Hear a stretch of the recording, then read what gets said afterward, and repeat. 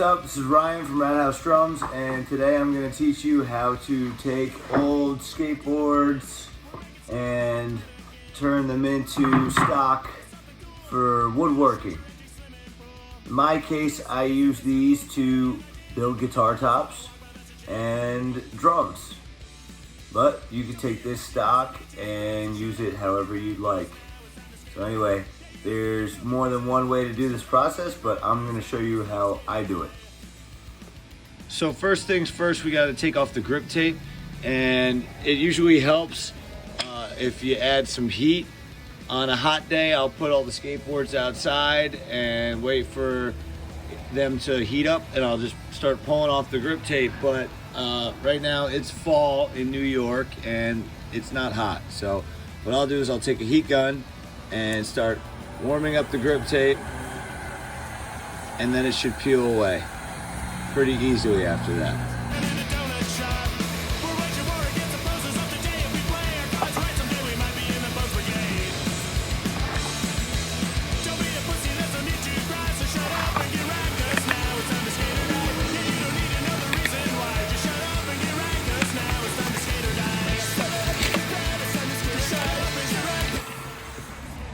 So this one came off pretty easily, and like I said, I use a heat gun to warm it up. I used to use a blow dryer. If you don't have a heat gun or a blow dryer, you can still take them off. It's just a little more difficult. So anyway, the Jesus tape came off pretty easy. So now we'll go on to the next part, which is cutting off these tails and noses, so we're left with this fairly flat centerpiece of the board. Alright, so for the next few steps, you're going to need some sort of saw. I use my table saw for everything. You could use a band saw. I guess you could use a hand saw, but that would take a long time. But anyway, in order to do this next part, you're going to need some sort of saw.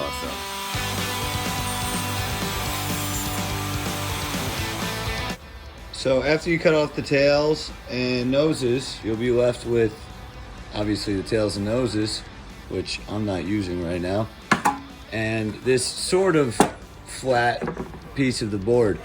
So then what I do now is I rip vertically at 1 inch. So you're gonna want some sort of fence on your saw. So I'll set it to 1 inch, right around 1 inch. And then I will start ripping this board into strips, and I usually flip it upside down because it's easier to push across the table. There is still a concave on this board, so I like to have the concave part facing down when I rip these strips. I know I'm wrong, yet I try resolving harms. But if So now we're left with these 7 strips of board, but the problem is we have this gooey stuff from the grip tape on one side and the graphics on the other. So what I do next is I take these to a planer and I run them through a planer to get the graphics and the goo off. If you don't have a planer, before you rip them into strips like this, you should sand the whole top of the skateboard until you get down to bare wood on the graphic side and the gooey side. So after we rip the board, we should be left with about 3 fairly straight pieces and then 3 or 4 concave pieces. Now what I have to do before I put this through the planer is cut the little ends off of these pieces so they can run through the planer flat. The reason we want to get these down to bare wood on both sides is because we're going to end up clamping and gluing these pieces together. So in order for the wood glue to hold, the wood has to be exposed and all the gooey stuff and the graphics and paint have to be taken off in order for the glue to hold. So what I do, the easiest way for me to do it is just run it right through the planer, each piece. It's really quick, and then I could get to gluing these up.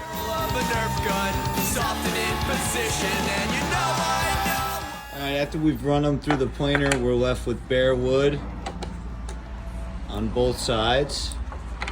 So now we can start, and they're nice and flat, so they'll be able to glue up easily. So then we start lining them up. Usually I'll take like a few different skateboards. See, these ones got the orange. I'll take a bunch of different colors and make one block out of a bunch of different colors. But it depends on what you got. So I'm not actually gonna glue these up today, but what I would do at this point is I would lay them down on their sides like this, in whatever order I was going to have them. So then I would spread glue on each and every one of these. Put wood glue on all of them, and then start flipping them up back in their arrangement, however you want to arrange the colors. Flip them up, it'll be a gluey mess. And then it would take about, for this size, this is going to be like a 14-inch block, I would take 3 clamps and tighten them down. All right, so at this point, they're clamped up. I would leave them clamped for about 24 hours. And then after 24 hours, I'd take them out of the clamps, and they would create a nice tight joint.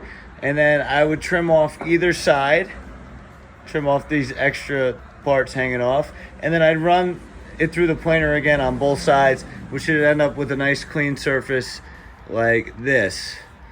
And you could make these whatever width you want, depending on how many skateboards you use. You can make these much wider, and the way that I cut these today, the skateboards are only so long, so I can only get them to be about 14 inches long. If you wanted them longer than that, you can actually stagger them like I did with this. It's kind of like a brick pattern. And I'll make a video showing you how you can make a nice long piece of recycled skateboard wood like this, but not today. So anyway, that's how I get my stock for working with recycled skateboard wood. All right, well, I hope that video was helpful for some people. It's not the only way to work with recycled skateboards, but it's how I do it. So today we made a block like this, 14 inches long, and we used the orange skateboards, and we made it 1 inch thick. So you don't have to make the blocks this thick. For example, like when I'm making tops for skateboard guitars, I make them about a little above a 1/4 inch thick. When I cut those strips, they're only about a 1/4 inch thick, because that way they can, just be a nice little top on the guitar. And we only use that orange skateboard today, but if you have, several skateboards, they usually all have different colors. So I like to mix them up, and you get really funky looking colors that come out. So like I said, this was only a 1/4 inch thick, a little over a 1/4 inch thick, and much wider. So use the technique that I showed you, and you can make a lot of crazy stuff with old skateboards. So once again, I hope that somebody got something out of this video, and I'll see you next time.